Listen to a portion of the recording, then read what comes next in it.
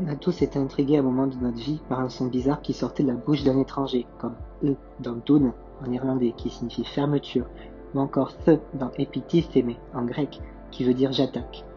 Puis, en entendant une langue comme l'arabe, on rencontre des sons encore plus inhabituels, comme Qa dans Qalam, le stylo.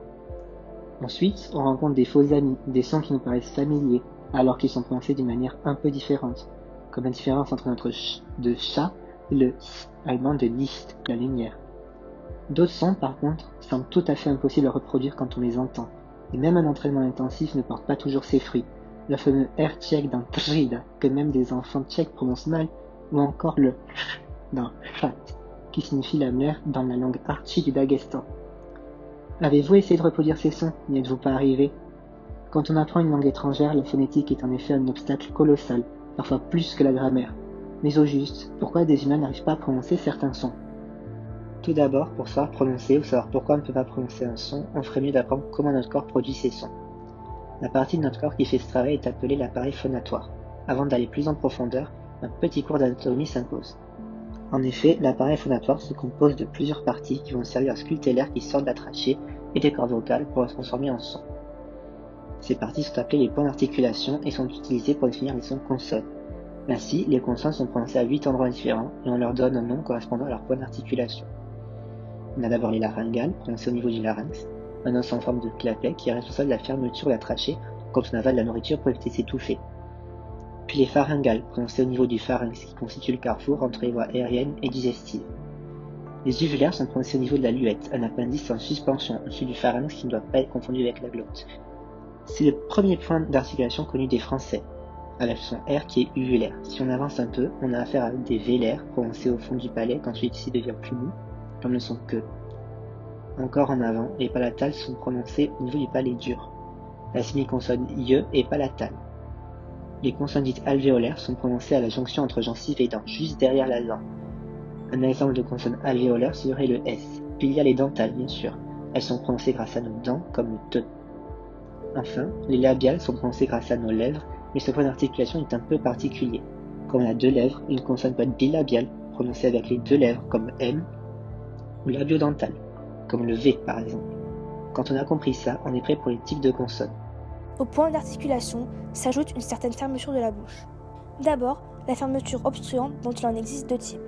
L'occlusive se caractérise par un blocage complet de l'écoulement de l'air au niveau du point d'articulation et un relâchement soudain de ce blocage comme dans le son T. L'obstruante constrictive correspond à un resserrement étroit des organes phonateurs qui provoque une turbulence de l'air comme dans le son THE. La fermeture sonnante a elle aussi deux types. L'aspirante est un rapprochement modéré des organes phonatoires comme le son YE et la vibrante se caractérisant par des battements d'un organe phonateur. La vibrante est encore divisée en deux types. On dit qu'une consonne est battue si elle présente un seul battement et à partir de plusieurs battements, on dit qu'elle est roulée. Par exemple, pour une alvéolaire vibrante, beaucoup pensent qu'il s'agit d'un R roulé simple, mais en réalité ce n'est pas tout à fait ça. Le son R est battu car il n'a qu'un seul battement et le son R est roulé car il en comporte plusieurs. L'écoulement de l'air peut être latéral, comme dans le son L. L'écoulement peut être aussi central, comme dans le son CH. L'air peut passer par deux cavités différentes. Par exemple, elle peut passer que par la bouche, donc la voix orale, comme dans le son K, mais elle peut être aussi nasale, c'est-à-dire passer par le nez et la bouche, comme la consonne M. Enfin, la phonation comporte deux types. Si la consonne est sourde, les cordes vocales ne vibrent pas. Et si elle est sonore, les cordes vocales vibrent. Par exemple, CH est une consonne sourde, et son équivalent est JE. L'appareil phonatoire se comporte très différemment quand on cherche à produire des sons voyelles. La cavité buccale n'est jamais obstruée. L'air provenant de la trachée fait vibrer les cordes vocales.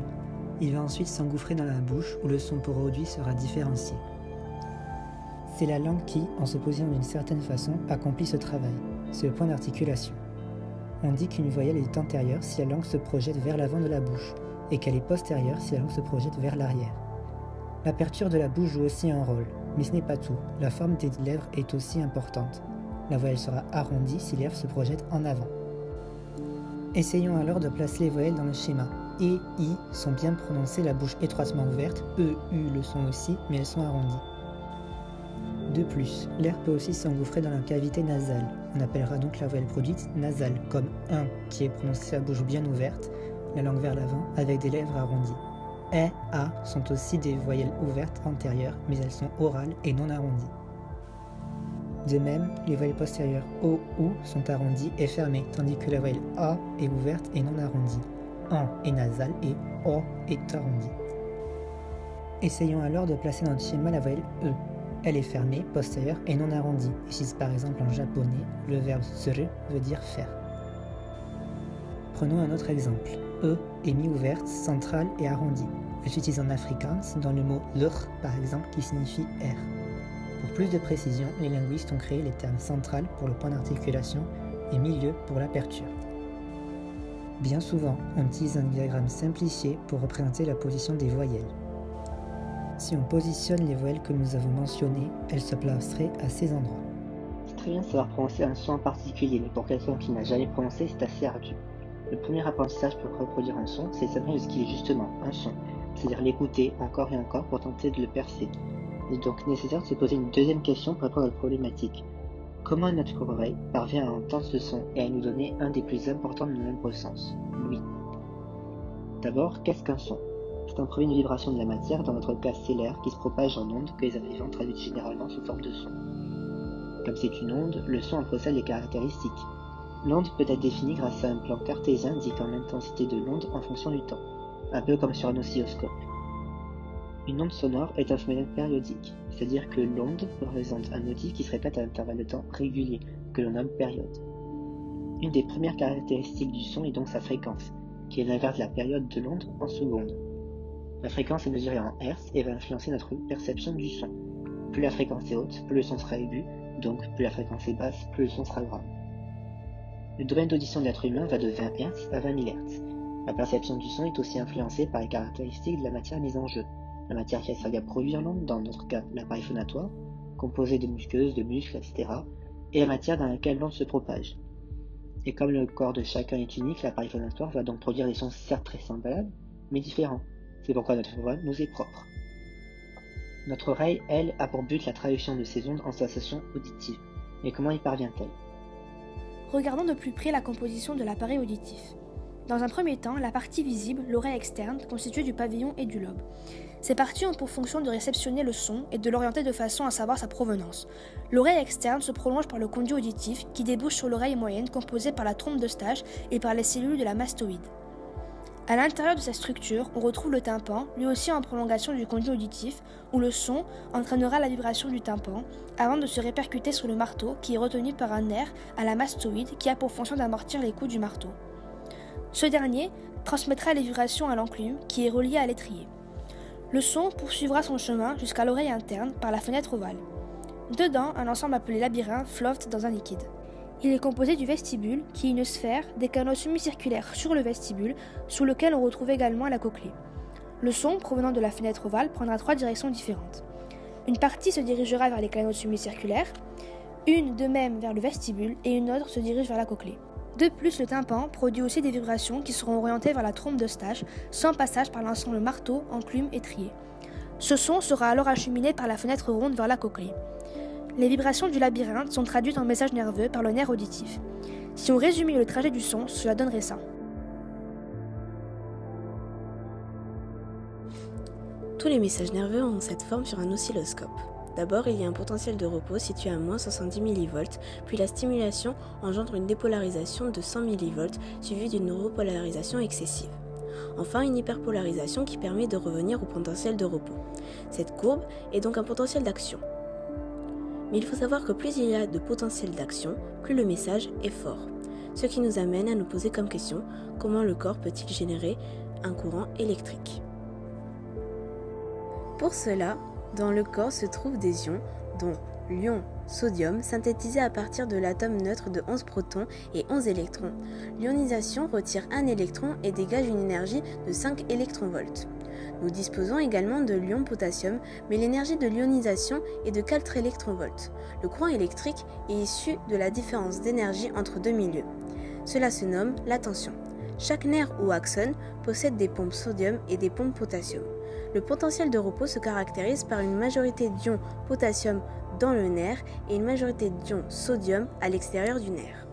Les pompes sont inactives. Si nous faisons un bilan des énergies des deux milieux, L'extérieur du nerf est à 20 électronvolts et l'intérieur à 16 électronvolts. La différence d'énergie entre le nerf et son extérieur est de moins 4 volts. Cela s'appelle le potentiel de repos. Lorsque des ions potassium sortent du nerf et des ions sodium rentrent dans le nerf, si nous faisons un bilan de l'énergie, l'extérieur est à 17 électronvolts et l'intérieur du nerf est à 19 électronvolts. La tension est de 2 volts. Cela s'appelle la dépolarisation. La repolarisation se caractérise par une sortie d'ion sodium et une entrée d'ion potassium. À ce moment, il y a beaucoup plus d'ions à l'extérieur qu'à l'intérieur. Si on fait un bilan de l'énergie, à l'extérieur il y a 28 électronvolts et à l'intérieur 8 électronvolts. La tension est donc de moins 20 volts, ce qui est une repolarisation excessive. L'hyperpolarisation se caractérise par une sortie de sodium et une entrée de potassium. Si on fait un bilan des énergies de l'hyperpolarisation, on retombe sur le potentiel de repos. Nous avons décrit ces messages nerveux de nature électrique. À présent, penchons-nous sur leur nature chimique. L'information circule de neurone en neurone. Un neurone est une cellule composée d'un noyau et de dendrites qui, elles, produisent de l'électricité.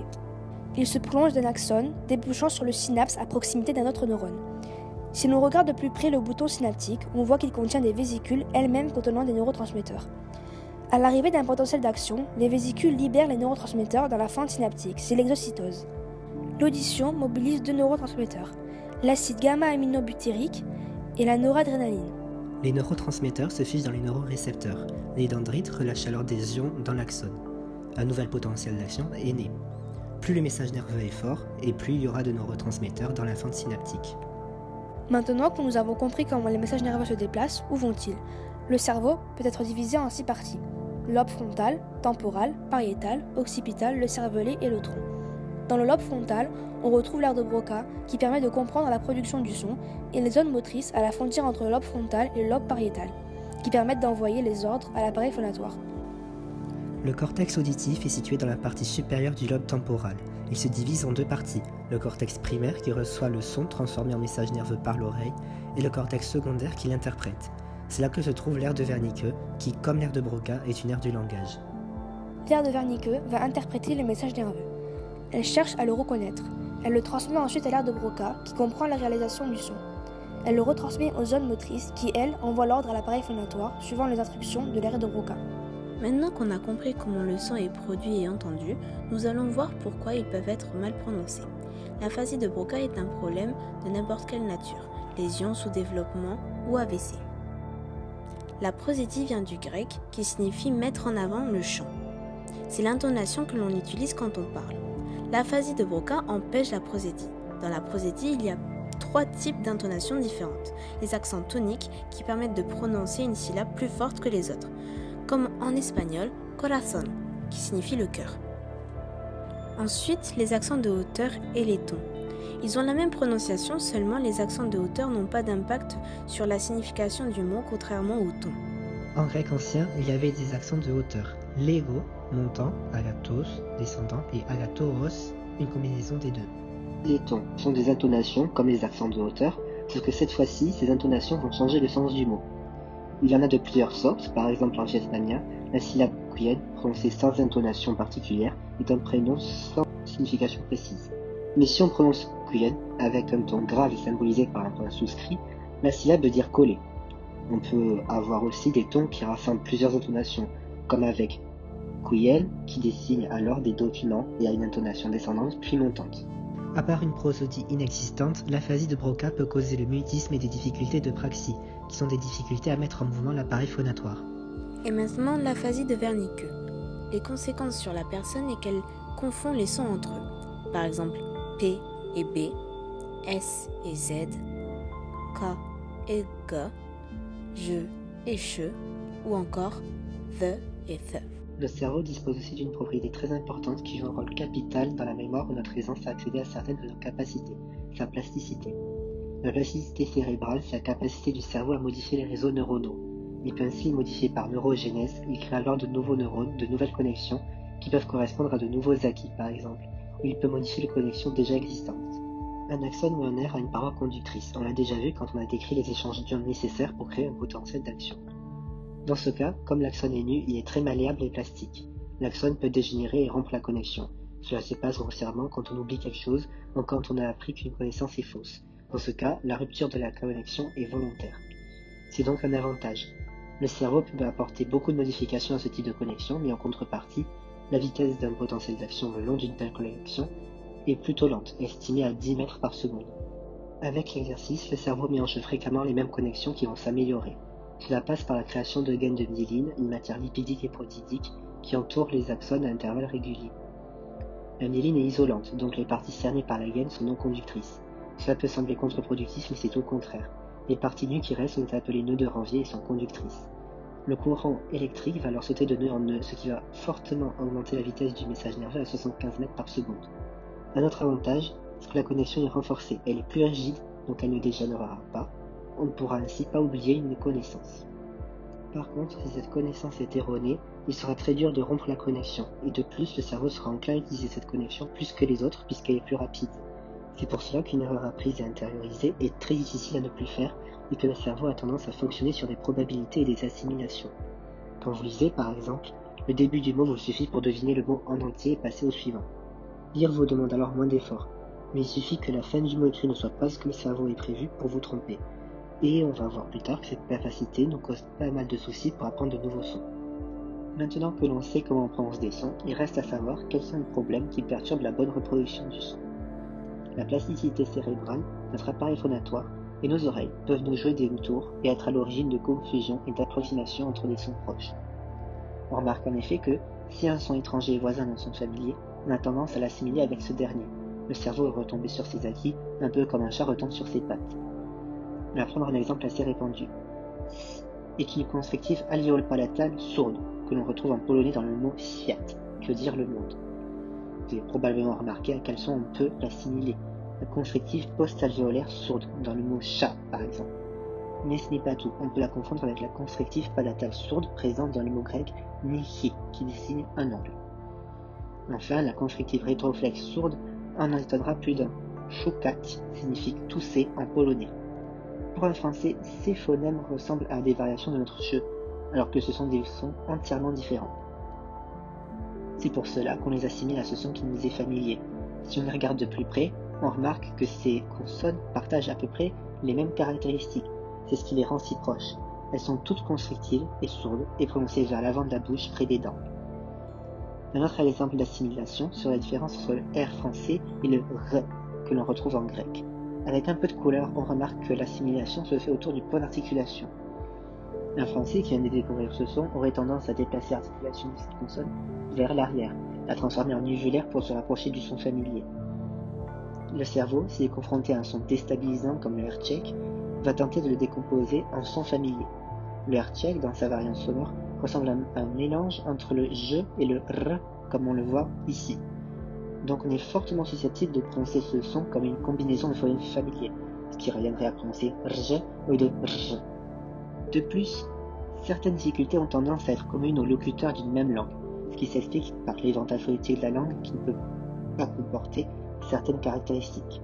Le français, par exemple, n'a aucune consonne qui rentre plus loin que les vélaires, sauf le R uvulaire. Le français est en effet une langue qui se prononce vers l'avant de la bouche et non pas vers l'arrière, ce qui est déstabilisant pour des langues où les phonèmes sont répartis partout dans l'appareil phonatoire. Les phonèmes prononcés à l'arrière sont alors incompris, comme le pa uvulaire en arabe qui est fondu avec un que vélaire ou un ke palatal. Comme l'appareil phonatoire est impliqué dans la reproduction d'un son, un défaut de celui-ci va forcément empêcher la personne de prononcer correctement. Même si les défauts de l'appareil phonatoire, rangés sous l'appellation dysphonie dysfonctionnelle, sont peu fréquents et peu importants, ils peuvent perturber tout de même la bonne prononciation. L'étiologie, à savoir l'origine de ces défauts, est très variée et reste souvent hypothétique. Les recherches actuelles sur ce sujet aboutissent rarement et difficile d'y voir clair.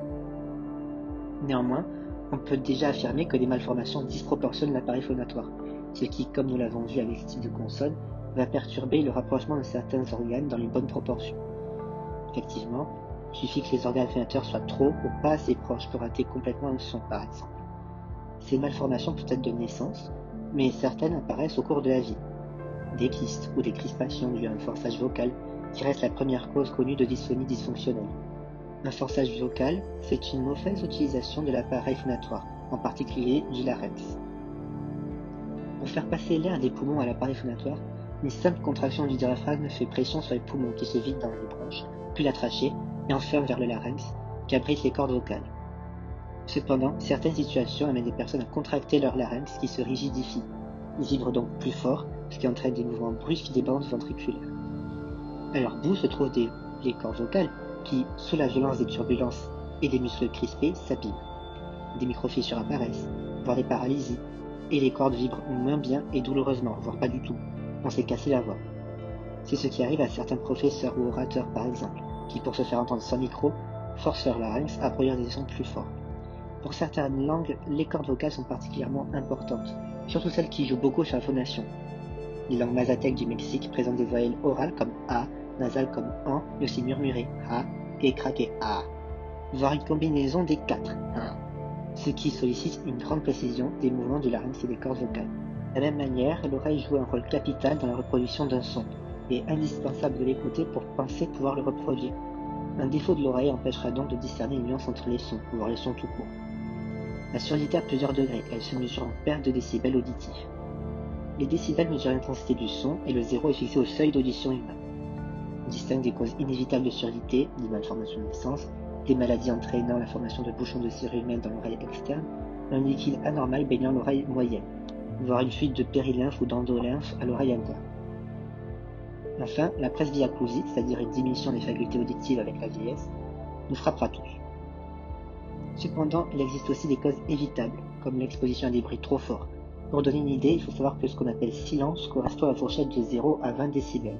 Et oui, des ondes sonores, aussi faibles soient-elles, se baladent presque en continu dans notre environnement. Et le silence absolu est plus rare qu'il n'y paraît. Une conversation normale peut aller de 50 à 70 décibels, mais attention, la douleur commence à partir de 110 décibels et constitue un signal d'endommagement du système auditif. Pour donner un exemple, un décollage d'avion se situe entre 100 et 110 décibels.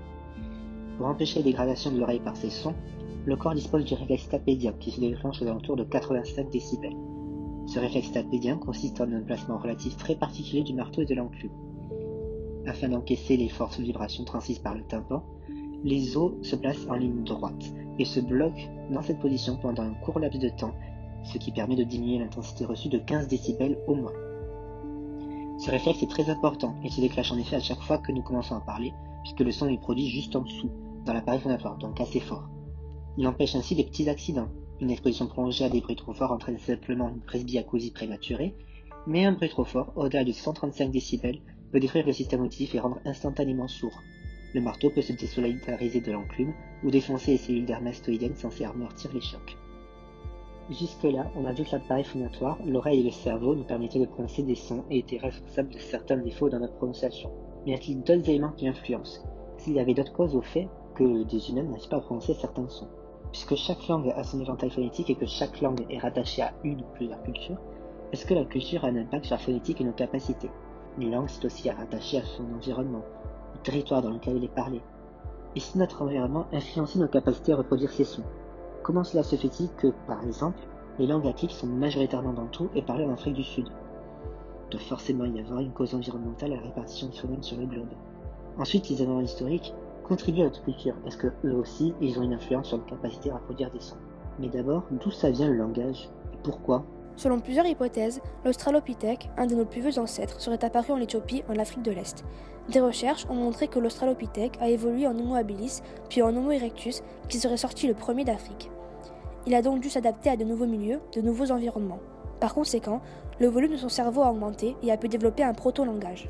Cette diversification des langues est en partie due à la capacité des hommes à s'approprier un territoire qu'ils marquent de coutumes et de codes, engendrant l'appartenance à une population dans un territoire donné, mais également l'exclusion des autres à l'extérieur du territoire.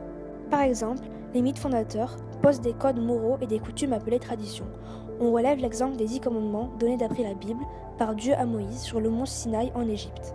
De plus, la complexification des sons et des langues est également un phénomène porté par des mythes fondateurs comme celui de la Grèce antique à Athènes. Les dieux Athéna et Poséidon se disputent une cité. Ils s'en remettent finalement à la décision du peuple, d'où la démocratie. Poséidon promet d'offrir une grande source d'eau et des chevaux à ses partisans, alors qu'Athéna promet un olivier, symbole de paix et de justice. Les femmes se rangent du côté d'Athéna et les hommes du côté de Poséidon, sauf un, le roi d'Athènes. Ainsi, la ville porta le nom d'Athènes et Poséidon, pour punir ses habitants, exigea un culte à son honneur et ordonna que les femmes soient séparées du corps civique, expliquant le droit de vote réservé aux hommes. Maintenant qu'on sait comment on a eu des langues, on va voir ce qui se passe au niveau de notre environnement. Des recherches ont été menées sur l'influence du climat sur les sons que produisent les êtres vivants, que ce soit les animaux ou les hommes. En effet, on a déjà vu, en parlant des propriétés des ondes sonores, que le son dépend en partie du milieu dans lequel il se propage. C'est pourquoi certains sons sont moins adaptés à un certain milieu, car ils ne s'y propagent pas assez. Par exemple, dans les milieux chauds et avec une végétation abondante, on remarque que le nombre de consonnes est très bas et que les phonèmes sont très distants les uns des autres afin de mieux les distinguer. Dans la forêt amazonienne, une langue amérindienne nommée Piraon ne comporte que 8 consonnes et 3 voyelles. Si on y regarde de plus près, on s'aperçoit que le peu de phonèmes pratiqués par le peuple Piraon est varié. On compte bien une laryngale, le coup de glotte, E, 2 vélaires, le que et le ge, une alvéolaire, le S, 2 dentales, T et N, et une labiale, le M, ce qui est plutôt une bonne répartition de caractéristiques pour un nombre de consonnes aussi bas. Logiquement, si un environnement chaud et riche en flore provoque un nombre bas de consonnes, est-ce qu'un environnement froid et sans végétation en comporte beaucoup? Pour ces questions, le débat est encore ouvert et aucune recherche n'a été menée sur le sujet. En revanche, on sait que l'humidité joue elle aussi un rôle dans la répartition des phonèmes. Cette fois-ci, on va s'intéresser aux voyelles et à la prosodie. En effet, un environnement humide assouplit les cordes vocales et leur permet une plus grande élasticité, ce qui leur confère une tonalité plutôt musicale, un peu comme les cordes d'un violon qu'on aurait astiqué. Par conséquent, les langues parlées dans les milieux humides du globe sont tonales, pour rappel, quand l'intonation détermine le sens de ce qu'on dit. Le cantonais, parlé au sud-est de la Chine, est la langue co-officielle de Hong Kong, qui est sans surprise sujet au bon son. Le cantonais comporte alors 6 tons, articulés autour de 3 intonations, haute, moyenne et basse. Ainsi, la même syllabe peut se prononcer avec 6 tons différents et donc avoir 6 sens différents. De même, les langues ont été influencées par l'histoire. Par exemple, la Gaule, conquise par Jules César en moins 51, est tenue à l'écart de l'Empire romain. L'empereur Claude, en 48 après Jésus-Christ, a prononcé un discours au Sénat romain, retrouvé sur les tables claudiennes, qui garantit la citoyenneté aux Gaulois. C'est le début de la romanisation.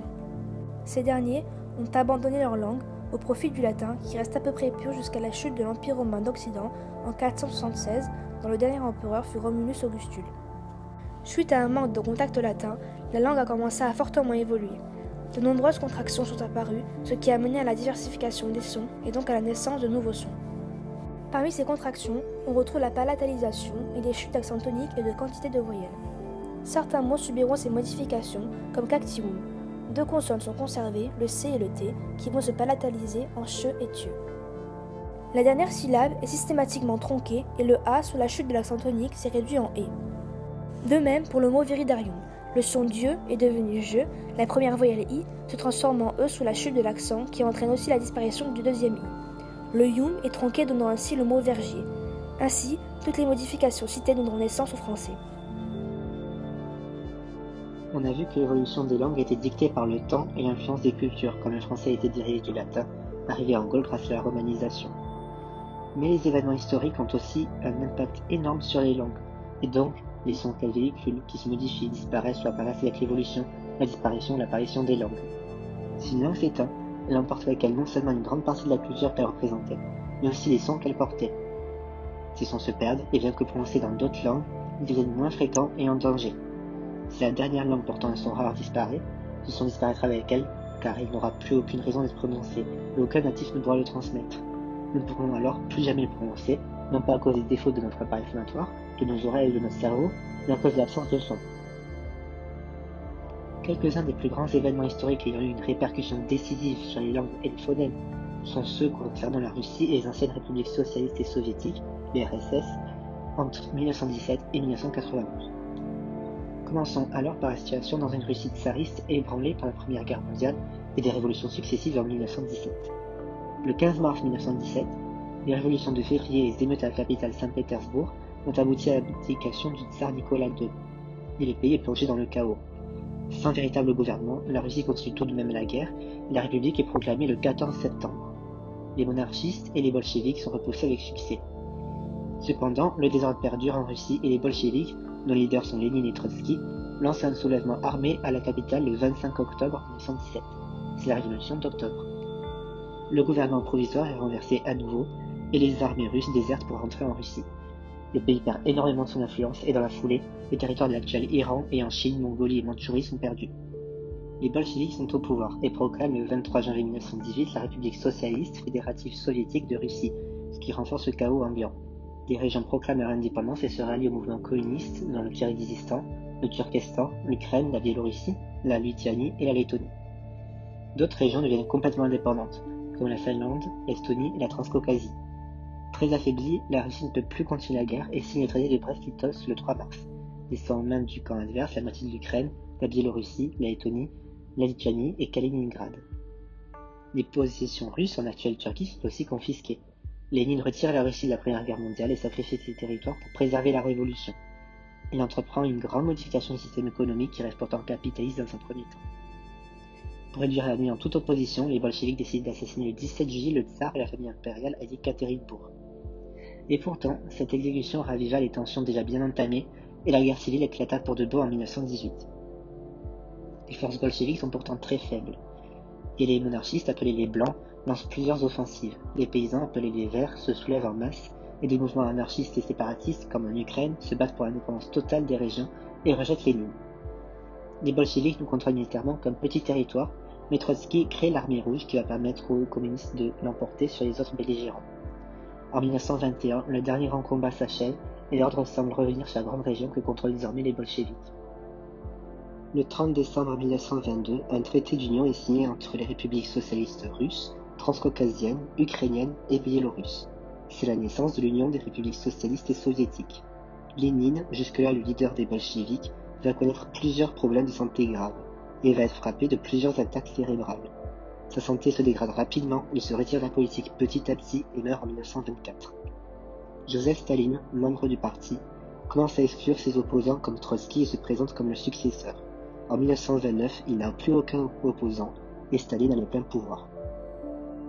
Dans l'URSS, il y a plusieurs républiques, comme la Russie, le Kazakhstan, l'Ouzbékistan, le Kirghizistan, le Tadjikistan, le Turkménistan, l'Azerbaïdjan, l'Arménie, la Géorgie, l'Ukraine, la Moldavie, la Biélorussie, la Lituanie, la Lettonie ou encore l'Estonie. Chaque république a sa propre constitution et soumise à l'autorité soviétique. Le russe est l'unique langue officielle de facto. Les articles 32 et 34 de la constitution de l'URSS proclamaient l'égalité et le libre choix des langues de jure. Mais le Kremlin de facto imposait et favorisait le russe grâce à la politique d'assimilation stalinienne qu'on appelle russification qui a commencé dans les années 1930. Elle s'impose dans l'administration, elle crée de la propagande en russe et Staline va procéder à la fragmentation des indigènes. Par exemple, les Allemands de la Volga sont déportés en Sibérie. Ensuite, les Tatars du Crimée vont être déportés en Ouzbékistan. Tout ce qui est grec, turc, arménien et kalmouk seront déportés en Altaï. Quant aux Tchétchènes et aux Coréens, ils devront partir au Kazakhstan. Tous les délinquants russes sont déportés vers l'est du pays. Ça contribue à la disparition des langues nationales qui se retrouvent fragmentées et à renforcer le russe qui devient ethniquement et linguistiquement omniprésent.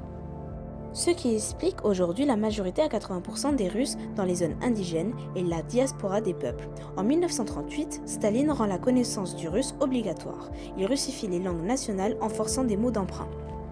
Staline meurt en 1953, mais Nikita Khrouchtchev, son successeur, fait du russe la langue de l'Union.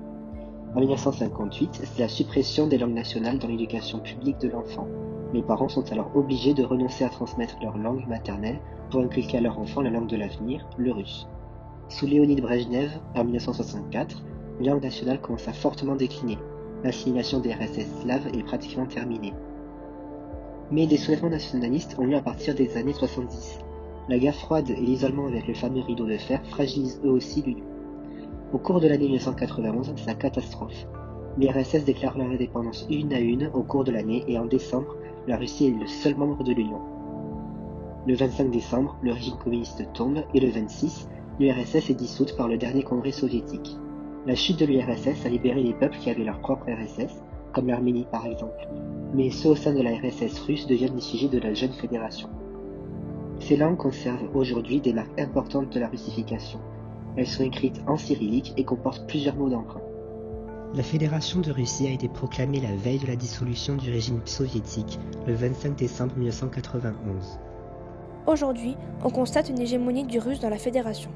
Il est officiel partout et uniquement certains sujets fédéraux sont autorisés à choisir une langue officielle d'après l'article 68 de la Constitution. Ces sujets sont appelés républiques. Toutes ces républiques ont donc une langue nationale, sauf la République de Carélie, à qui l'État a refusé l'adoption d'une autre langue en raison de son alphabet latin. En 2004, une loi est promulguée et rend le russe obligatoire et exclusif dans l'administration et l'exercice des pouvoirs publics. Néanmoins, il y a des améliorations. Les enfants peuvent choisir d'être éduqués dans leur langue à nouveau. L'article 12 de la loi sur les langues des peuples de la Fédération donne la même valeur juridique aux langues. Les médias en langue indigène existent, mais le russe est fortement préféré. Au tournant du siècle, 94% des journaux sont en russe. Aujourd'hui, le mal est fait. Les langues indigènes sont fortement menacées, voire en voie d'extinction inévitable. D'autres ont disparu.